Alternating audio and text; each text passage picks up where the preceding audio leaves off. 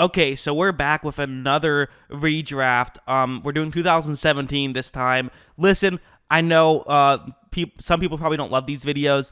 I don't care. I'm having a ton of fun making them. For whatever reason, I just greatly enjoy these. They're probably my favorite videos to make. I just find it fun. And so I figured I'll make another video, and I'm going to keep doing this because it's my channel, and sometimes I just do what I have fun with doing. And so with that being said, we'll get right into it with the first overall pick. The Browns, again, get the first overall pick as they did in 2018, and I'm going to go with Patrick Mahomes right here.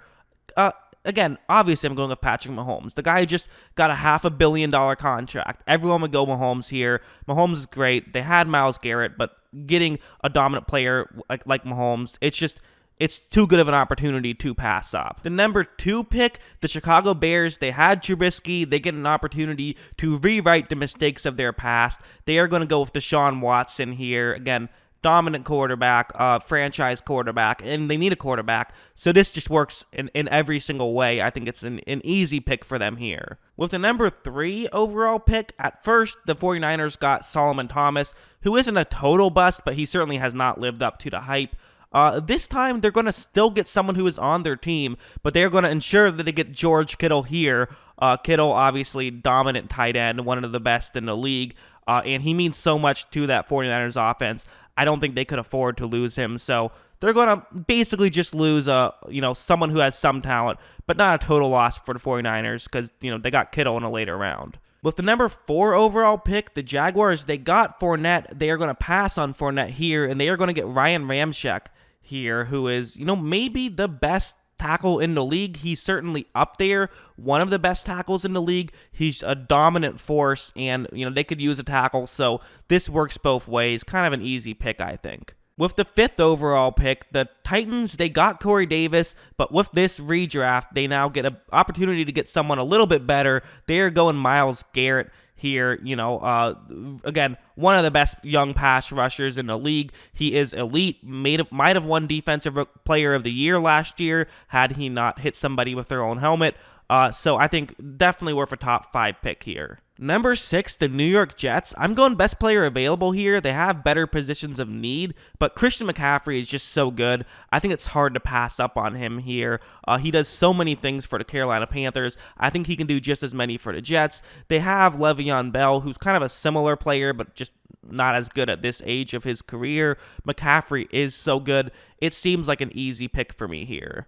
And yes, I said to have Le'Veon Bell. I should have mentioned a little bit earlier. I'm doing this assuming that we know the knowledge that we know now. So basically, think of it as if the redraft was happening today. That's how I do these. With the number 7 overall pick, the Chargers are going to get a dominant force to go right on the opposite side of Joey Bosa. They're getting TJ Watt here, basically to ensure that no quarterback can ever have time to throw the football again. I mean, let's be honest, with TJ Watt on one side and Joey Bosa on the other, that's just a match made in heaven, or if you're a quarterback, a match made in hell. With the number 8 pick, the Carolina Panthers, they lost McCaffrey. He goes earlier now, so they're going to go Jamal Adams, one of the best safeties in the game. I think he is the best safety in the game, and so, obviously losing probably the best halfback in the game for the best safety in the game, I think you could argue it's definitely a bit of a drop-off, but it's nothing too major, and while they are probably losers in this redraft, they're not incredible losers in this redraft. It's still okay, although it definitely could have been a lot worse. With the number 9 pick, Cincinnati, they're going to go best player available here, and that's Tre'Davious White. Tre'Davious White may be the best cornerback in the NFL. I mean, a lot of people would say Gilmore, but if he's probably top 2 at this point. Just a really good player for Buffalo, and you have to imagine that if he played for Cincinnati, he could still be effective, and they could definitely use a lot, but getting a corner here would certainly help.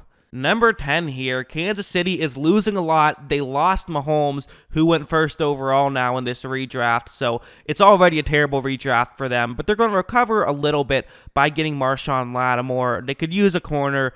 They still would need a quarterback in this situation, but there's not really many quarterbacks that you would really want in the first round, so it wouldn't be worth doing that. So they're going to go Lattimore here, get a dominant corner, and back-to-back cornerbacks go off the board here. So now with the number 11 pick, the Saints just lost a corner, so they need to get a corner to replace him. So they're going Marlon Humphrey right here, another true number 1 corner. There was a lot of good corners this draft with White, Lattimore, and Humphrey, and they all go 1, 2, 3 right here with the 9, 10, and 11 pick. I think it's a slight downgrade, but not a massive downgrade. Humphrey is still very good. With the number 12 pick, the Houston Texans, while they did just trade away a great receiver for a running back, I think they could probably use another one, and it helps that Joe Mixon is on the board, who's one of the best in the NFL currently. The guy's a monster and one of the real underrated players in the NFL. I think the Texans could potentially use a back, and I think Mixon would just pair really nicely with Watson and with that offense. So this seems like a good fit here for me. With the number 13 pick, you have the Arizona Cardinals, and they are going to go Eddie Jackson here. I think it's just best player available. Arizona does have several holes they could, use to be filled, and I think that Jackson is a good fit here. So I like the move here, and I just think Jackson's a really good player. So I think it works. They originally picked Hassan Reddick, and, they end up getting Budda Baker later in this draft, so they don't have him now. But I think getting Eddie Jackson instead, I think he's an upgrade over them both. With the number 14 pick, the Philadelphia Eagles get their true number 1 receiver, and that's with Chris Godwin. I think he could do a lot for that receiver room. That is kind of a bit of a weak point at this point. I mean, they have some guys. I don't think it's a mess, but I think getting someone like Godwin would really go a long way. They got Derek Bennett with their 14th pick, and I think Godwin would definitely be an upgrade. With the number 15 pick, the Indianapolis Colts are staying with a receiver, getting Juju Smith-Schuster. They originally got Malik Hooker, who, not a bad player, fine, but I think that getting Juju here, again, he would be a great sort of 1B receiver to pair with, T.Y. Hilton, who is a really underrated receiver in his own right. That could be a really good 1-2 combo, and I think would really go a long way. With the number 16 pick, we know Baltimore is going to end up drafting Lamar Jackson, so they're going to get Alvin Kamara here, who can pair with him really well. I mean, Kamara, I think his speed and the way that he can accelerate so quickly would pair with Lamar so well. They would be so deadly. And listen, Baltimore's a team where they don't have a ton of needs, so might as well go with a want here and go with sort of a luxury pick. And I think this would be a great luxury to have, as it'd be very difficult to stop. Number 16, Washington could use a receiver. They get a borderline number 1 guy. I think he is a number 1 guy in Kenny Golladay. Really good receiver for Detroit. Really underrated player. And this way he could again be sort of maybe a 1A or a 1B to Terry McLaurin.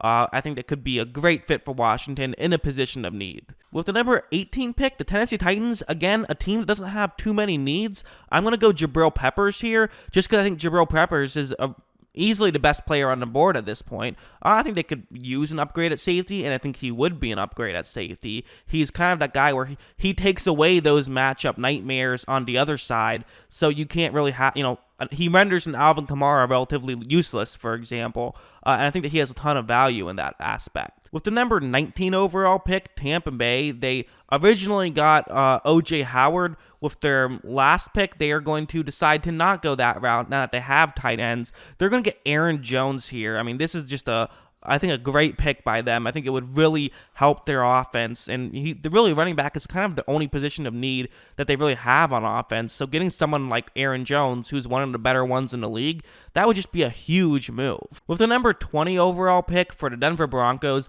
I greatly considered just having them stick with Garrett Bowles, their offensive tackle, who I think is pretty good, although he definitely will commit way too many penalties for my liking. I'm going to have him go Kevin King here, cornerback. I think they could use a corner. I went back and forth on this one. I don't feel strongly about any player still, and also I think that they, they're kind of a team where I feel like they don't have a ton of needs, so I'm kind of just picking one of the few I feel like they do have. With the number 21 pick, the Lions picked Jarrad Davis. Now they're going to be picking Dion Dawkins, offensive tackle. I think they could use a tackle, and I think that this is an upgrade. I think Dawkins is the best offensive lineman still on the board right here. I don't think it was a tremendous offensive lineman draft, but there were a few guys, and I think he was one of them. With the number 22 pick, the Miami Dolphins, they're picking best player available, and that's going to be wide receiver Cooper Kupp. Again, pretty good wide receiver draft.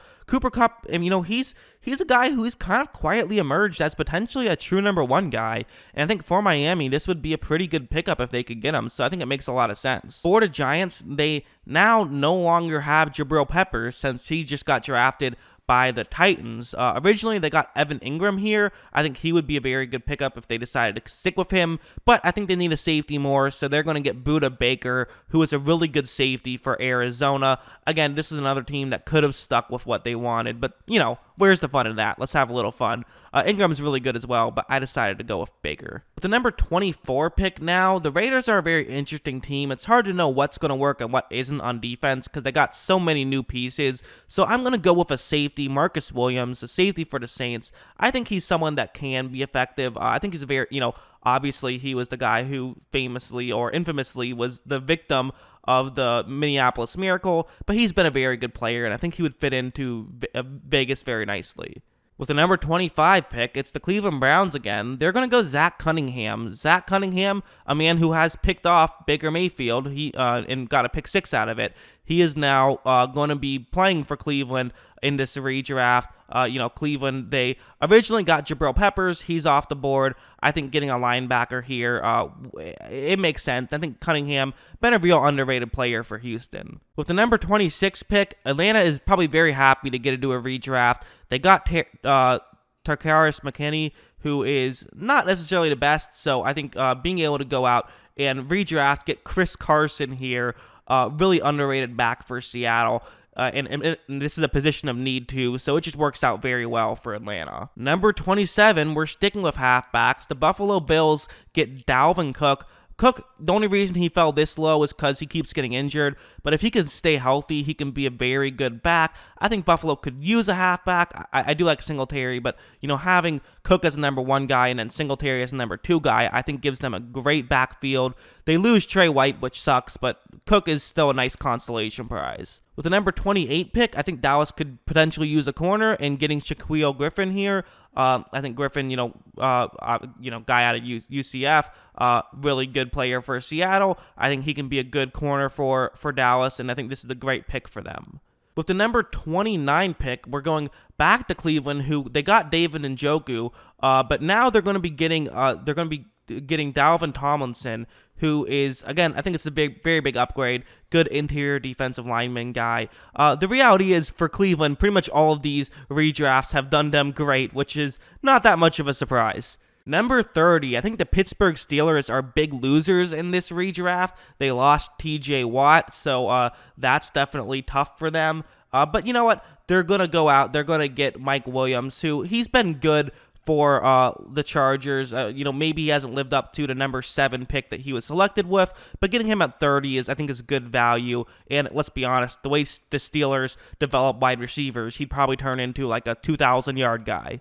With the number 31 pick, the 49ers are going to get Kareem Hunt. I know they typically don't care about who their halfback is. They just care about the running scheme, but I think Hunt would fit that scheme very well. Really quick guy, and they like to value speed. He has speed.